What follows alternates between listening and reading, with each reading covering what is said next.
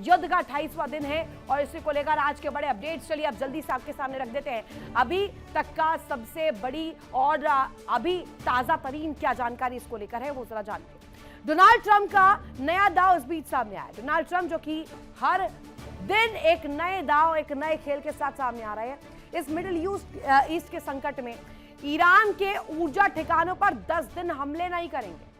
America की तरफ से पक्ष रखा गया है कि 6 अप्रैल तक कोई हमला नहीं होगा। तेहरान में इजराइल की स्ट्राइक बैक टू बैक जारी है और साथ ही आपको बता दें इस स्ट्राइक के साथ सरकारी इंफ्रास्ट्रक्चर को सीधे निशाना बनाना यह सबसे महत्वपूर्ण कड़ी के रूप में उभरा है।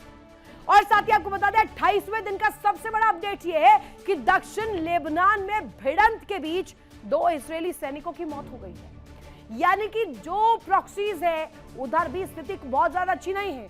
हिजबुल्लाह के साथ संघर्ष बैक टू बैक जारी है। आईडीएफ भी संघर्ष कर रहा है हिजबुल्लाह के अगेंस्ट काउंटर में। और तस्वीर इजराइल जो बना रहा है वो ये कि यहां पर बड़ा दावा इजराइल द्वारा किया जा रहा है। दावा ये किया जा रहा है इजराइल द्वारा कि हिजबुल्लाह की एंटी टैंक टुकड़ी के सीनियर कमांडर की मौत हो गई है। हालांकि अभी पुष्टि नहीं हुई है। क्या जानकारी है इसको लेकर के अब धीरे धीरे सामने आने लगी और छन छन कर जैसी खबरें आएंगी वैसे ही हम आपको अपडेट करेंगे। यूएई की स्वेहान स्ट्रीट पर मिसाइल का मलबा गिरा है। ये सबसे इंपॉर्टेंट कड़ी इसमें शामिल हो रही है। जो इसमें कहा जा रहा है कि स्वेहान जो है वो कहीं ना कहीं तस्वीर दिखाता था किस तरीके से एक महत्वपूर्ण कड़ी के रूप में उभरता था। एक बड़ी खबर इस बीच दर्शकों सामने आ रही है। ईरान ने जारी किया एनिमेटेड वीडियो और विक्ट्री क्रॉनिक्स पार्ट के नाम से वीडियो जारी किया गया है। अमेरिका इजराइल को लूजर बताया है। खाली इमारतों पर हमले का वीडियो दिखा रहा है। हर दिन 2 मिनट का वीडियो जारी कर रहे हैं। इस वक्त की बड़ी खबर आपको बता रहे हैं अमेरिका द्वारा ये जो तस्वीर पेश की जा रही है खाली इमारतों पर हमले का वीडियो भी दिखाया जा रहा है। हर दिन 2 मिनट का वीडियो जारी कर रहे हैं। एक दिन 2-2 मिनट के ये वीडियो और ये काफी है संघर्ष की तस्वीर दिखाने के लिए। अब आपको जल्दी से वो वीडियो भी जंगी बेड़े में किस तरीके से जो है इस जंग की तस्वीर को आगे विध्वंसक बनाया जाए और अमेरिका को पीछे पछाड़ा जाए। युद्ध के 28वें दिन आखिर धुरंधर कौन? आज की टॉप स्टोरी आपके लिए हम लेकर आए। ये टॉप स्टोरी ये बताती है कि फिलहाल की जो स्थिति है, जो संघर्ष जारी है अमेरिका, इजराइल और ईरान, इसमें आगे खलनायक कौन है, कौन जीत रहा है, कौन किसको पछाड़ रहा है, समझिएगा। ईरान को लेकर के जो तस्वीर है, जंग पर ईरान का जो खतरा है वो जरूर नजर आया, बहुत दंश भी झेला। जंग पर ईरान का रुख जो किस तरीके से नजर आ रहा है, ईरान अपनी शर्तें जो रख रहा है उस पर अड़ा हुआ है। हमले करके जो ट्रंप ने गलती करी, ट्रंप अपने प्लान में फेल हो गए हैं ये कहा जा रहा है और गलती कर दी है उन्होंने, ये कहीं ना कहीं उनके बातों से, उनके दावों से और रोज जो वो अपने बयानों में बदलाव कर रहे हैं वो चेंजेस दिखा रहे हैं। ये डिप्लोमेसी क्या कहती है। और इजराइल का जो कवच है वो पूरी तरीके से फेल हो गया है। यानी कि नेतन्याहू का आयरन डोम हो या वो पूरा रक्षा कवच हो, वो फेल होता हुआ नजर आ रहा है। धुरंधर कौन है इस बीच? और ये स्टोरी सबसे इंपॉर्टेंट हो जाती है क्योंकि कहा जा रहा है कि मिडिल ईस्ट का ये संग्राम आगे आने वाले विध्वंस की ओर ले जा रहा है। लिहाजा इसे समझना बहुत जरूरी है। चाहे अमेरिका हो, इजराइल हो या ईरान हो, मिडिल ईस्ट की उस जियोपॉलिटिकल लोकेशन पर ईरान स्थित है जहां से कहा जाए पूरी दुनिया इफेक्ट होगी, पूरी दुनिया इसका रंज झेलेगी। अगर वहां एक भी चिंगारी लगती है तो आगे आने वाले समय में ये किल्लत, ये महामारी के रूप में आगे बढ़ सकती है। इसके बारे में पुतिन भी पहले आगाह कर चुके हैं। दुनिया के सबसे संवेदनशील मोर्चे से इस वक्त बड़ी खबर है जहां जंग की आग के बीच अचानक विराम का ऐलान हुआ।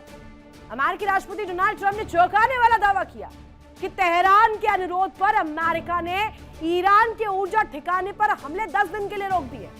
यानी कि सीज फायर जो प्लान है वो आगे एग्जीक्यूट हो सकता है अगर बातचीत सफल हुई। अब ये डेडलाइन बढ़ा करके 6 अप्रैल तक कर दी गई है। ट्रंप का कहना है कि बातचीत जारी है और बहुत अच्छे ढंग से बातचीत हो रही है। लेकिन इस बीच एक जो बहुत बड़ा सवाल है, सवाल ये कि क्या यह सच में शांति की शुरुआत है या सिर्फ युद्ध का एक छोटा सा पॉज बटन? क्या है ये? अब जरा इसे डिकोड करते हैं। 10 दिन की शांति क्या आगे आने वाली तबाही के लिए बड़ी वजह बनने वाली है? जानकारी आपके सामने जल्दी से रख देते हैं। डोनाल्ड ट्रंप का बड़ा दाव इस बीच सामने आया दर्शकों।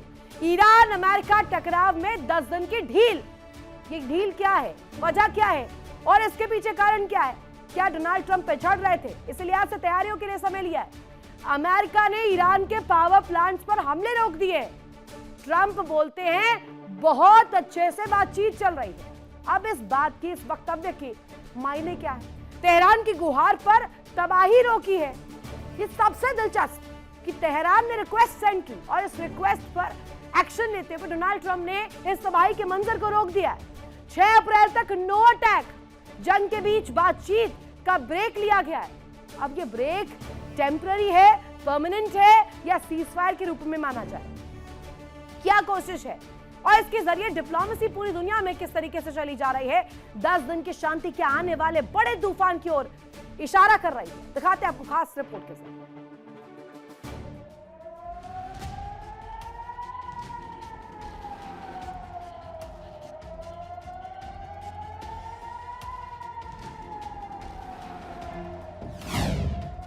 जंग तनाव, मिसाइलें, ड्रोन हमले और अब अचानक विराम।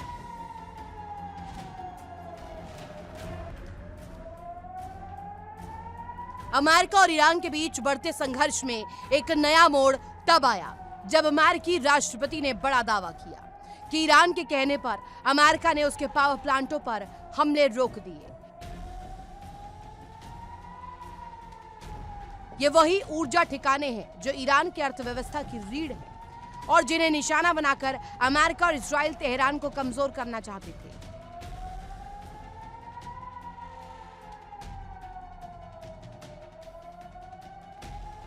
जी हां, वही हमले जो पिछले कई हफ्तों से तेहरान की अर्थव्यवस्था और सैन्य ताकत को हिलाने के लिए किए जा रहे थे। ट्रंप के मुताबिक पहले 5 दिन का विराम, अब बढ़ाकर 10 दिन और डेडलाइन 6 अप्रैल। लेकिन कहानी यहीं खत्म नहीं होती।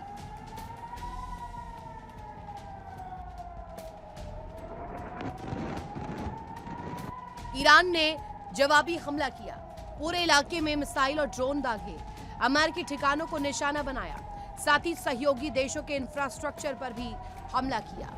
यानी हालात लोकल टकराव से निकलकर रीजनल वॉर की तरफ बढ़ चुके हैं।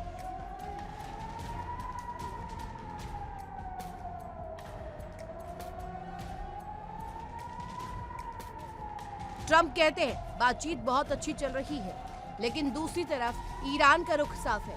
अमेरिका पीछे हट रहा है, दबाव में फैसला ले रहा है। सवाल ये कि क्या बातचीत सच में सॉल्यूशन देगी या फिर सिर्फ टाइम खरीदने की कोशिश है?